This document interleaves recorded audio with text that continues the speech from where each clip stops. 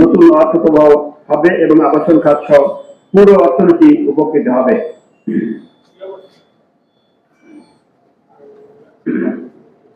তবে একই সঙ্গে আমরা মনে করি দীর্ঘমেয়াদী একটি সহজ, স্বচ্ছ, বিনিয়োগ বান্ধব, ব্যবসা বান্ধব কর কাঠামো গড়ে তোলা জরুরি, যাতে মানুষ স্বতঃস্ফূর্তভাবে কর প্রদান করে এবং অপ্রতিষ্ঠিত অর্থ সৃষ্টির প্রবণতা করোনায় হ্রাস পায়। আমরা সবচেয়ে জোর দিতে চাই যে এই অপ্রতিষ্ঠিত অর্থ যেটা আছে সেটা কেন হচ্ছে সেই উৎসটিকে বন্ধ করা সবচেয়ে গুরুত্বপূর্ণ মনে করি আমরা। তবে আমরা সরকারের এই ইতিবাচক উদ্যোগকে স্বাগত জানালেও আপনারা ইতিমধ্যে জেনেছেন রড, সিমেন্ট, কেবল সহ নির্মাণ সামগ্রীর উপর আরোপিত অতিরিক্ত কর এবং জমির মালিকের প্রাপ্ত ফ্ল্যাটের উপরে নতুন গেইন ট্যাক্স আরোপের বিষয়ে আমরা তীব্র ক্ষোভ এবং প্রতিবাদ জানাচ্ছি। এমনিতেই আপনারা জানেন যে আবাসন সেক্টরের অবস্থাটা বর্তমান খুব নাজুক অবস্থার মধ্যে চলছে। এই খাতটা প্রায় ধ্বংসের সেক্টর দাঁড়াতে দাঁড়িয়েছে। আমাদের সেল প্রায় 60% কমে গেছে। এখন নতুন করে যে একজন মালিক, আমি ব্যাখ্যা ছাড়া বলছি যে 20টা ফ্ল্যাট তৈরি হবে, 10টা ফ্ল্যাট মালিক পাবে, 10টা আমরা পাবো। 1 কোটি টাকা আমরা সাইন মানি দিয়েছি। সাইন মানির উপরে কিন্তু 15% ট্যাক্স আগেই ছিল, আছে। এখন নতুন করে 10টা ফ্ল্যাটের উপর ট্যাক্স দিতে হয়, আর 10টা ফ্ল্যাটের দাম যদি কথার কথা 10 কোটি হয়, তাহলে ট্যাক্স হচ্ছে কত? 1.5 কোটি। আপনারা বলেন তাহলে এই খাতের অবস্থাটা কোথায় গিয়ে দাঁড়াবে? একজন মালিক পৈতৃক সূত্রে পায় বা নিজে কিনে, এমন হতে পারে যে 10 দিন আগে বা 2 বছর আগে, 5 বছর আগে জমিটা কিনেছেন, কিনে সরকার ট্যাক্স দিয়ে জমিটা কিনে উনি একটু ডেভেলপে দিচ্ছেন, আর সেখানে বিল্ডিং হওয়ার পরে উনি যে অংশটা পাবেন 10টা ফ্ল্যাট, তার উপর আবার 1.5 কোটি টাকা ট্যাক্স দিতে হবে। এটা সম্ভব? আর সে ট্যাক্স কোথায় পাবে? তাকে আবার তার নিজের ফ্ল্যাট সেল করে তাকে সরকারকে ট্যাক্স দিতে হবে। আমরা মনে করি এটা এই ডুয়াল ট্যাক্সেশন এটা অবশ্যই বন্ধ করতে হবে। আমি বিশ্বাস করি আবাসন সেক্টরে এই সিদ্ধান্ত সরকার না নেয়, এই সেক্টরে ধস নামবে এবং আবাসন সেক্টরে যারা আমাদের গ্রাহক আছেন, যারা আবাসন সেক্টরে ব্যবসা আছেন, তারা আমার বিশ্বাস এই বিষয়ে কোনোভাবেই তারা মেনে নেবে না।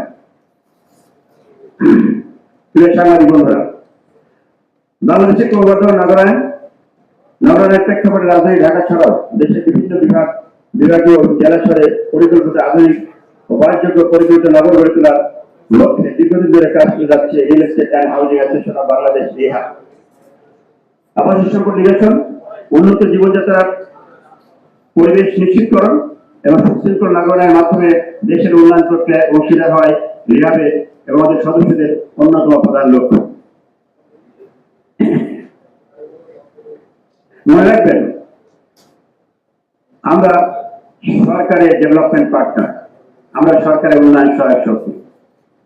কারণ অন্ন, বস্ত্র, বাসস্থান এগুলো রাষ্ট্রের দায়িত্ব। মানুষের মৌলিক 5টা চাহিদা এটা রাষ্ট্রের দায়িত্ব। সেই আবাসনের কাজটি আমরা প্যারিসে করছি। আমরা আর 5টা ট্রেড অর্গানের মতো আমরা দাবির কথা বলছি না, আমরা রাষ্ট্রের জনগণের এসেনশিয়াল নিডস এর কথা বলছি। আমরা রাষ্ট্রের উন্নয়ন সহায়ক শক্তি। কিন্তু শুধুমাত্র ট্রান্সফার ফি লাগে, অথচ আজকে আপনি একটা ফ্ল্যাট কিনলেন 1000 বর্গ ফুটের, আপনার 5 ইয়ার বা 10 ইয়ার আপনার ফ্ল্যাটের প্রয়োজন একটু বড়, আপনি এটা বিক্রি করবেন আর একটা ফ্ল্যাট কিনবেন। আনফরচুনেটলি আপনার ফ্ল্যাটটা যিনি কিনবেন তাকেও কিন্তু সমহারে রেজিস্ট্রেশন কস্ট দিতে হবে। আমরা এটা বিরোধিতা করে বলেছি যে আমরা সেকেন্ডারি মার্কেট করতে চাই, লাইক ভেহিকেল যেমন আমরা ট্রান্সফার করি, এখানে কেউ সেই চেষ্টা করি। আরেকটি বিষয় হলো যে আমরা যখন এজ এ ডেভেলপার, আপনার একটি জমি আছে 5 কাঠা, আপনি আমাকে দিলেন 1 কোটি টাকা, সাইনিং মানে দিলেন, এর জন্য কিন্তু 15% সরকারকে আমরা ট্যাক্স দিচ্ছি। এখন নতুন আইনে যেটা করা হয়েছে, আপনি হয়তো 5টা ফ্ল্যাট পাবেন, আমি 5টা ফ্ল্যাট পাবো, 5টা ফ্ল্যাটের দাম 10 কোটি টাকা। আমি বলছি যে আপনারা যে দাবিগুলো দিয়েছেন আবাসন খাত শক্তিশালী করার জন্য, এগুলো তো অনেক পুরাতন দাবি, বহু বছর ধরে রিহাবের নেতৃবৃন্দ বলে আসছে। এখন নতুন যেটা সেটা হচ্ছে আপনার ডেভেলপ এর অংশের উপর আবার নতুন করে একটা ট্যাক্স আরোপ করেছে। এবার আপনারা এইটার বিষয়ে আপনাদের অবস্থান কি? আপনারা এখন দাবি জানাচ্ছেন, যদি সরকার এটা বাস্তবায়ন না করে সেক্ষেত্রে আপনাদের ভূমিকা কি থাকবে? এবং আবাসন খাতে তো সরকার আপনাদের সুবিধাও দিয়েছে যে বিনা প্রশ্নে ব্ল্যাক মানি ইনভেস্টমেন্টের একটা সুযোগ করে দিয়েছে, এটা তো পজিটিভ। জি, আপনাকে ধন্যবাদ। আমরা বিশ্বাস করি সরকার আমাদের দাবি মেনে নেবেন, কারণ যৌক্তিক দাবি।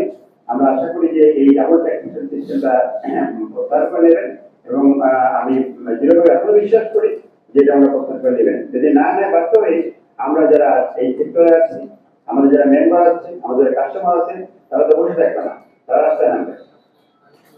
আর দুটো বিষয় যেটা বলছি, তালিকার কথা বলছেন আপনারা, আমরা নতুন বলেছি অনেকগুলো বিষয়। একটা হচ্ছে যে আপনি দেখেন আমাদের যে 14-15-16% ব্যাংকের ইন্টারেস্ট দিয়ে এটা কিন্তু কোনোভাবেই ব্যবসা করা সম্ভব না। আর আবার রিপিট করছি, ইটস নট এ নর্মাল ব্যবসা।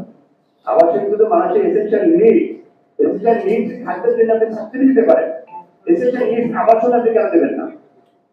আমি জানি অনেকে আপনার দেশে বাইরে যান, অস্ট্রেলিয়াতে প্রথম বাড়ি করলে তাদেরকে কিন্তু মানে স্টেটের গভর্নমেন্টের টাকা দেওয়া হয়, সরাসরি ডলার দেওয়া হয় যে আপনি কোনো বাড়ি